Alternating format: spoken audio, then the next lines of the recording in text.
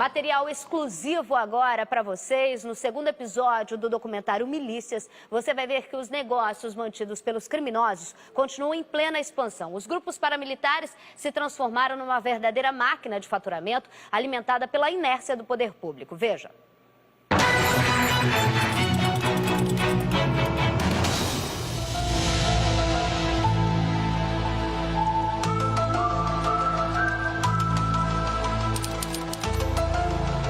Peguei um dinheiro emprestado e não tive condições de pagar no tempo combinado, atrasei. Eles vão procurar, sobretudo, áreas mais carentes, porque o poder de dominação fica facilitado. Eu pegou quanto? 10 mil, eu pagando juros, com atraso seria 4 mil de juros, que é 30%.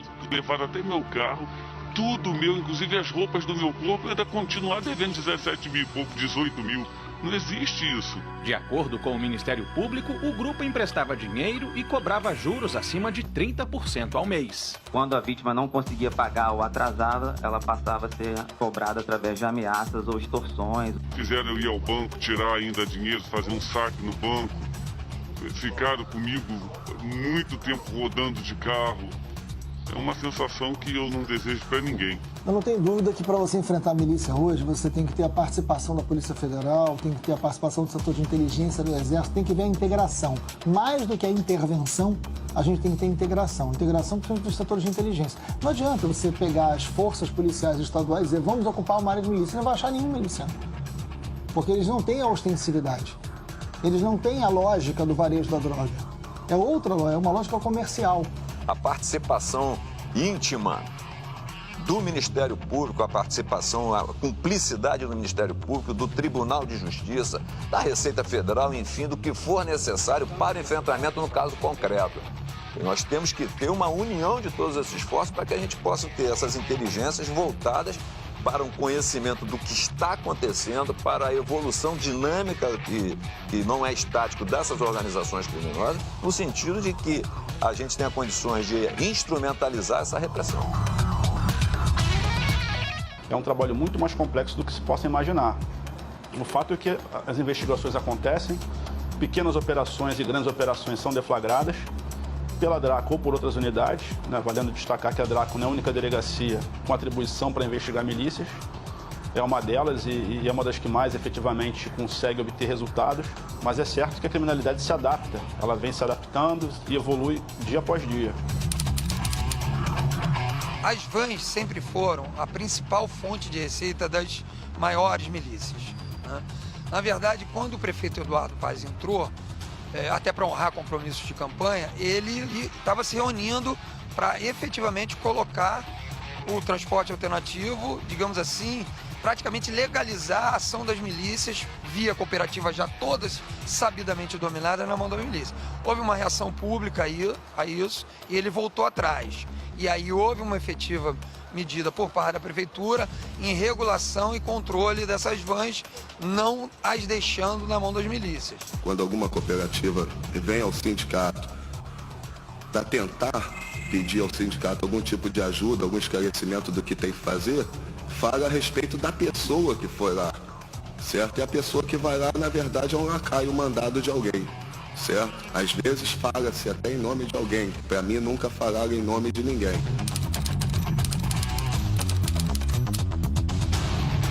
Uma fonte de renda muito lucrativa, na medida em que há linhas de transporte cuja cobrança gira em torno de R$1.000 semanalmente por cada veículo. Há uma variação de cerca de 350, 300 até R$1.000, dependendo do movimento daquela linha de transporte. Porra de van, paga muito mal. Mal dá pra um, velho. Como é que eu vou dividir com você, acha? Vai dividir não, a gente deu uma aliviada agora. Pô, 90% pra gente e 10% pra você. Que isso? Tu tá maluco, cara? Eu tenho família pra sustentar, 10% pra pagar nenhuma. Vamos assumir essa porra, vai. Pode quebrar.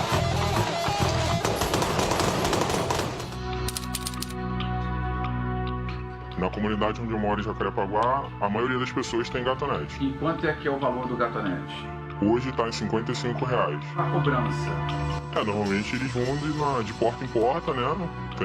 Vão com uma agenda na mão E naquele dia ali na agenda tem o nome das pessoas que ele tem que cobrar, entendeu? Por que as TVs por assinatura não fazem pacotes realmente populares para atender essas áreas?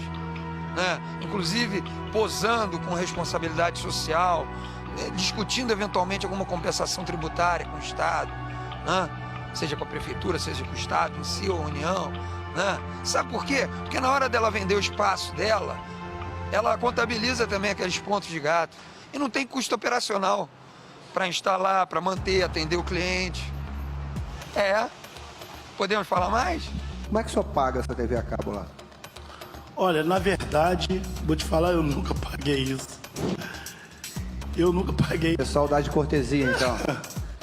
Eu nunca paguei, não. Tô sendo sincero.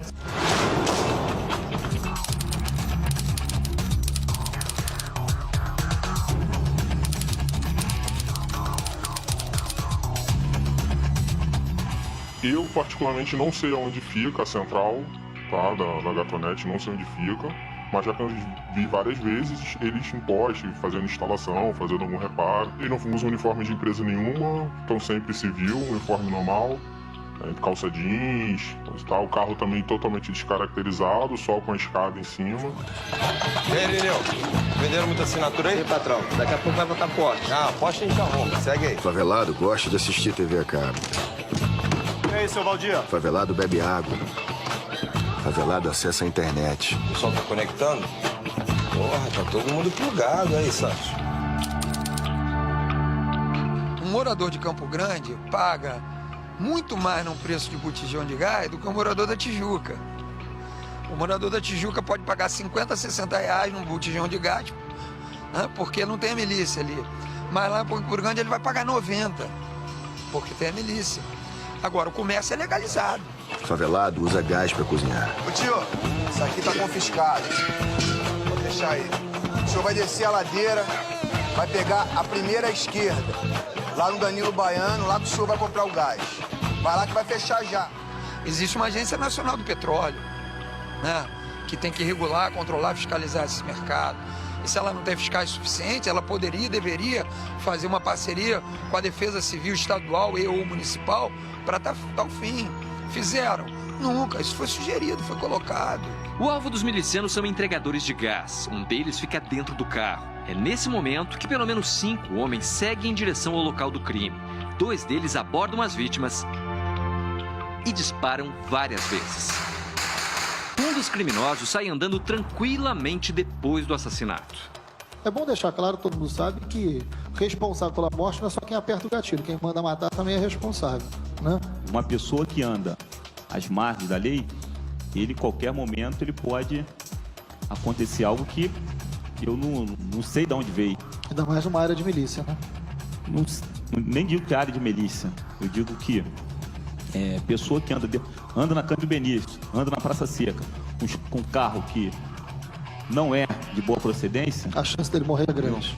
O vereador Luiz André Ferreira da Silva, o Deco, foi preso em casa, mas saiu sem algemas. Não participa de milícia nenhuma.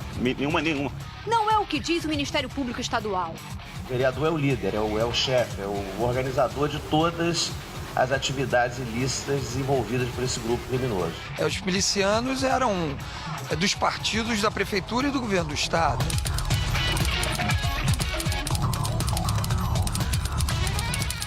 O meu voto, da minha família, de todos aqueles que votaram no meu amigo Sérgio Cabral, meu governador do coração.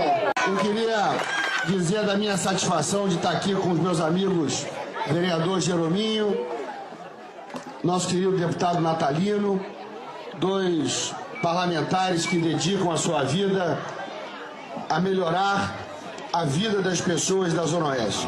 Meu governador, eu já venci, você já venceu, juntos nós vencemos. Eu já venci, você já venceu, juntos nós vencemos. O então prefeito do Rio de Janeiro, César Maia, defendia publicamente as milícias como autodefesas comunitárias. O então candidato ao governo do estado e depois prefeito do Rio de Janeiro, Eduardo Paes, também defendeu as milícias em campanha eleitoral como um mal menor porque combatia o tráfico. Percebemos que em zonas, em localidades, em bairros onde existem muitos terrenos vazios, grandes terrenos que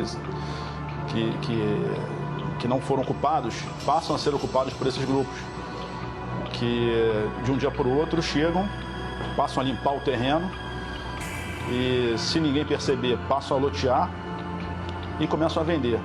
A quem pertence o terreno? Esse terreno, na verdade, pertenceu, o primeiro dono foi o Souza Cruz, dono da fábrica de cigarro. Depois esse terreno foi vendido para um grupo, esse grupo fez lá um mini hospital, depois do mini hospital passou a ser um asilo de idosos, aí depois foi abandonado. Aí vocês ocuparam? Aí nós ocupamos o terreno, entendeu? E fizemos um campo de futebol lá para a comunidade, aí fizemos esse centro social.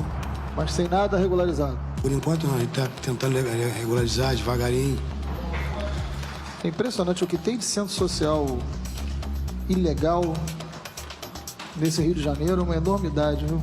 Há muitas denúncias na região de Guaratiba, por exemplo, Jardim Maravilha, em Campo Grande. Existem corretores que atuam, corretoras e corretores que atuam para esses grupos, atuam na ponta, negociando diretamente com os interessados na aquisição de lotes.